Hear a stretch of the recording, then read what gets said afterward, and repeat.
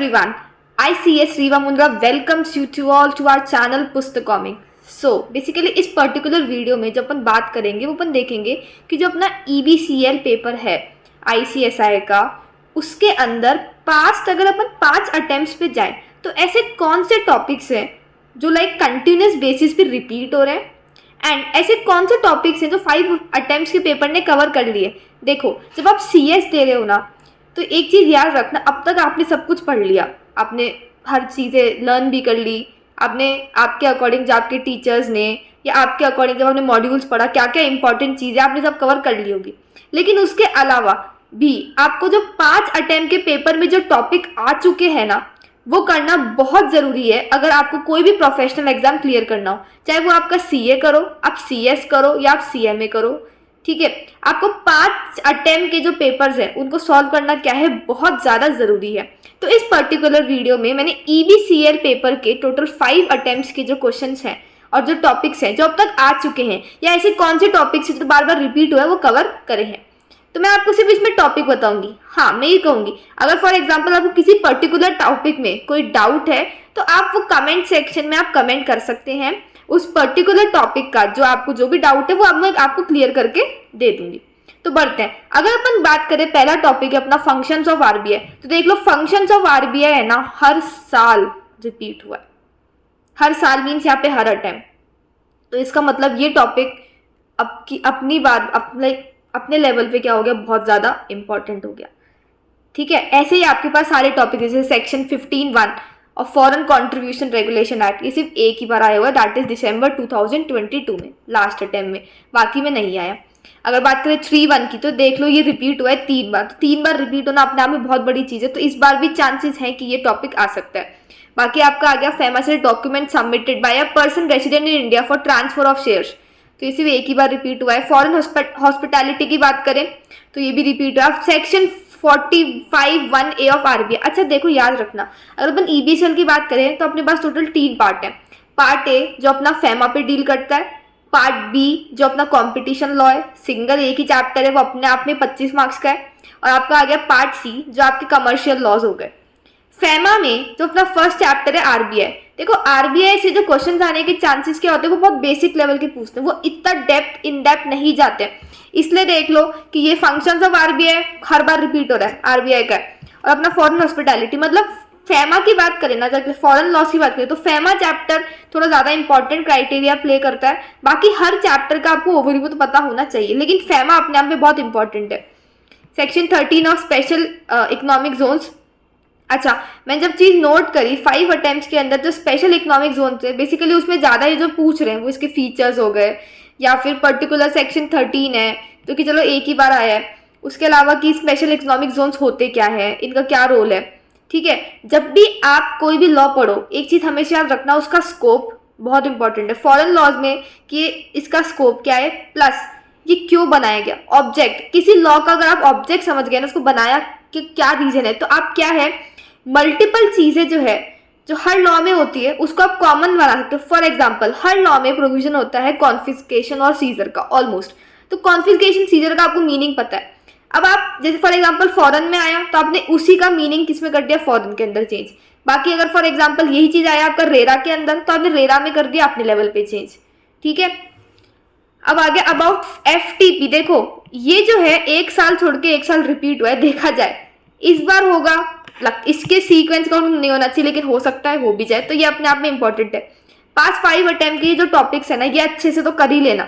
मतलब अभी देखते जाओ, टिक लगाते जाओ. क्या करना, ये जो PDF है जिन जिन को भी चाहिए वो मुझे कमेंट कर देना, मैं आपको इसको व्हाट्सएप करवा दूंगी आपके मोबाइल नंबर, या फिर आप डायरेक्ट डिस्क्रिप्शन में व्हाट्सएप डिटेल्स है हमारी टीम की, वो आपको डायरेक्ट भेज देगी, आप मैसेज कर सकते हैं उनको. ठीक है. अगर आपको इसके साथ इसका एक्सप्लेनेशन भी चाहिए तो वो भी आपको मिल जाएगा, कि प्रोविजन के नीचे जस्ट उसका एक्सप्लेनेशन पूरा. नेक्स्ट 45NAA 28, 29, 30 फॉरेन कंट्रीब्यूशन 2 बार हो चुका. अच्छा, करंट अकाउंट, कैपिटल अकाउंट अपने आप में बहुत इंपॉर्टेंट टॉपिक है, तो चांसेस हैं इसके भी आने के. रेसिडेंशियल इंडिविजुअल्स जो भी प्रायर, विदाउट प्रायर अप्रूवल या विद प्रायर अप्रूवल. ठीक है. वाई डू वी, अच्छा देखो अब बात आ गई पार्ट C. अगर बात करें पार्ट B जो अपना कॉम्पिटिशन एक्ट है. अब कॉम्पिटिशन एक्ट है ना, देखो याद रखना, कॉम्पिटिशन एक्ट अपने आप में एक बहुत बड़ा चैप्टर है, और प्लस जब कोई चैप्टर 25 मार्क्स का वेटेज ले रहा है अकेला चैप्टर, तो वो चैप्टर में से आपको कुछ भी छोड़ना ही नहीं। लेकिन फिर भी आप देखोगे इस चैप्टर में से भी कुछ टॉपिक्स हैं जो हर साल का है रिपीट हो रहे हैं। स्पेशली जैसे आपका ये वाक्य होगा, कार्टिलाइजेशन और कार्टेल क्या होता है, फॉर नीट कंपटीशन की क्या जरूरत है, कंपटीशन लॉ क्या होता है, सेक्शन 3 हो गया आपका कॉम्बिनेशन वाला, सेक्शन नंबर 7 हो गया फैक्टर्स हैविंग। ये तो सबसे मोस्ट इंपॉर्टेंट टॉपिक में से एक मानती हूँ मैं, कि अकॉर्डिंग टू मी, जो मुझे फील होता है personally, factors having appreciable adverse effect of competition. अब आते हैं लाइक माइनर टू कॉन्ट्रैक्ट। ठीक है, अगर अपन बात करें पार्ट बी की, तो पार्ट बी में ना पार्ट सी की, सॉरी, तो पार्ट सी में जो टॉपिक्स कवर होते हैं, ये भी ये लोग आपसे बेसिक नॉलेज लेना चाहते हैं लॉ की, ये ज़्यादा इन डीप ही जाएंगे। एक चीज़ हमेशा रखना, अगर पेपर 100 मार्क्स का है तो 20 मार्क्स का तो ऐसा होगा जो कि आपसे ये लोग पता नहीं बिल्कुल ही डीप में जाके पूछेंगे, जो कि शायद मैं मानती हूँ इंडिया में 1% से भी कम बच्चों को आता होगा। 80 मार्क्स का पेपर ये लोग एवरेज सब एज अ जनरल के लिए बनाते हैं, तो आपकी इच्छा है कि आप वो कैसे ढूंढते हो सकता है बस ये जो रेशो होता है 80 का 60 to 80 के बीच में होता है। ठीक है, फिर आपके आगे ओपन और क्रॉस चेक 10C हो गया सेक्शन 38 ये रिपीट हुआ है, section 15 of legal metrology, section 2G of real estate वाला, सेक्शन 3 बेनामी ट्रांजेक्शन। देखो बेनामी छोटा एक्ट है लेकिन क्वेश्चन आते हैं, सीजर और confiscation, temporary and perpetual injunctions, carpet area common area आपके रेरा आ गया, सब मॉर्गेज और ट्यूशन मॉर्गेज। देखना टाइप्स ऑफ मॉर्गेज, ये भी क्वेश्चंस क्या है, ये एज अ ये लोग बोल लेते हैं, डिफरेंस बताओ। ठीक है, फ्रॉड एंड इनोसेंट मिसरिप्रेजेंटेशन। अब ये आ गया आपका NBFC सेक्शन 13 फैमा का, कंडीशंस भाई इंडियन पार्टी कैसे इन्वेस्टमेंट ले सकती है ओवरसीज, वापस गाइडलाइन मतलब क्या किस एरिया को आप मान सकते हो SCZ, सेक्शन 5 SCZ का, पेनल्टीज। देखो याद रखना पेनल्टीज आपको छोड़नी है, मत पढ़ना, अब ये टाइम नहीं है, अगर आपने नहीं पढ़ी तो छोड़ दो, कोई सेंस नहीं है, लास्ट तक आपको याद भी नहीं रहेगी। अब चीज़ें वो याद रखो, उसको बार बार रिवाइज करो जो आपने अच्छे से पढ़ लिया, अब टाइम बहुत कम है। ECB फ्रेमवर्क का, ECB के क्वेश्चंस बहुत कम आते हैं लेकिन हो सकता है आपका इस अटेम्प्ट में आ जाए। Export promotion capital good, IEC code क्या होता है, सेक्शन 14 हो गया, राघवन कमेटी और उसके recommendation, section 5 of competition act 35, 39, 26 या वो competition act, Carlill versus carbolic smoke and company, ये वाला केस लॉ अपने आप में बहुत इंपॉर्टेंट है, किस चीज़ का है, इन्विटेशन टू ऑफर में। एक आपका था मोहिरी बीवी वर्सेस धर्मोदास घोष, ये आपका माइनर टू कॉन्ट्रैक्ट, ये सेक्शन अपने आप में लाइक मतलब सेक्शन क्या है, ये केस लॉ बहुत इंपॉर्टेंट है।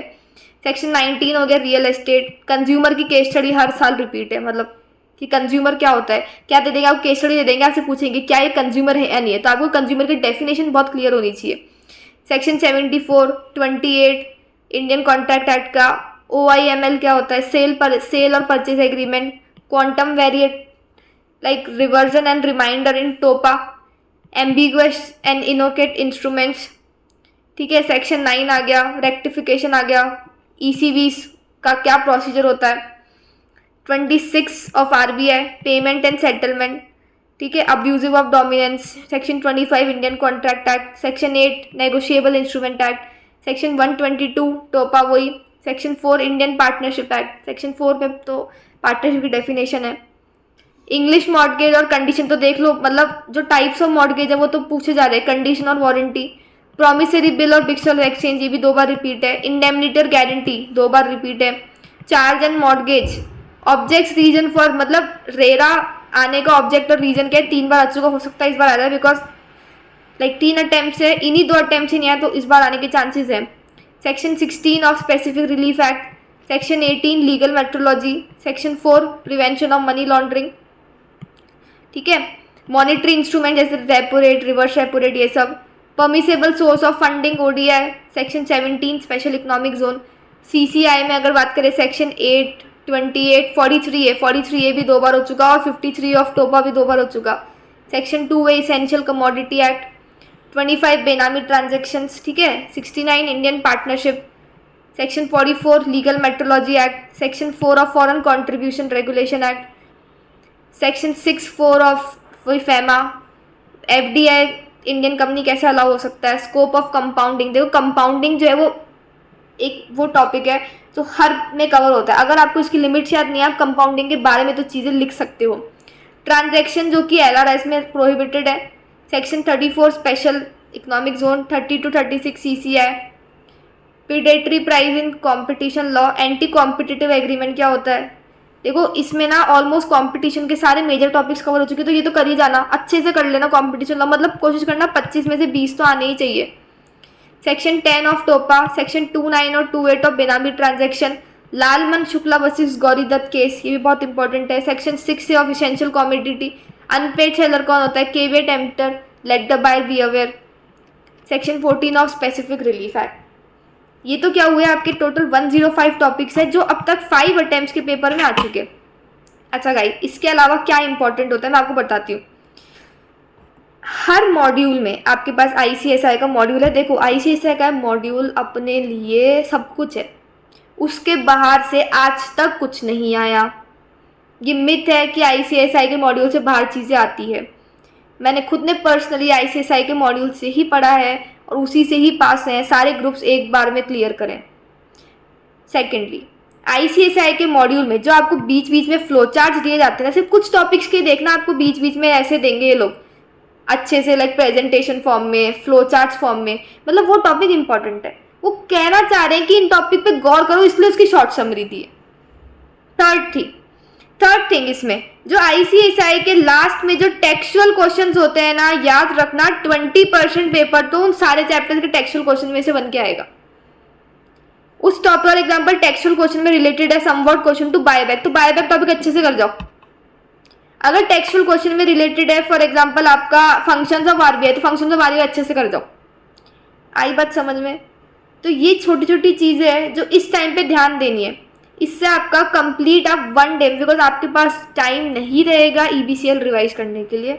सिंगल डे है, 25-26 चैप्टर्स हैं, सब कवर करना है। और हाँ, सबको ऐसा लगता है कि कैसे होगा, हो जाता है, हमसे भी हुआ था, आप लोग भी कर सकते हो।